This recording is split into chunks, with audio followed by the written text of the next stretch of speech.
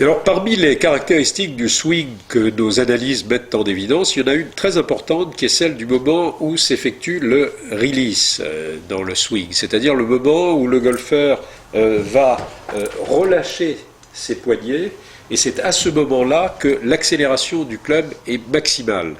Donc c'est un point crucial qui nous permet d'optimiser aussi bien le shaft que éventuellement d'indiquer au golfeur quel serait le point particulier à travailler à cet égard dans son swing.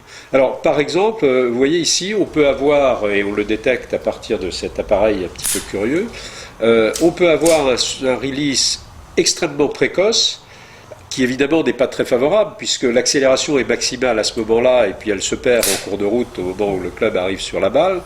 Ça crée également des tensions sur le corps, moins de vitesse, moins de précision.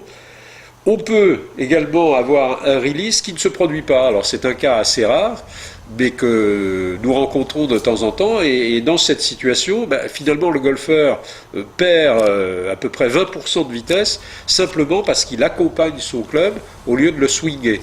Et le simple fait de lui montrer ceci et de lui permettre d'en prendre conscience va très souvent le libérer et lui donner beaucoup plus de vitesse. Puis enfin, on a des releases extrêmement corrects, tardifs, qui sont ceux des meilleurs golfeurs.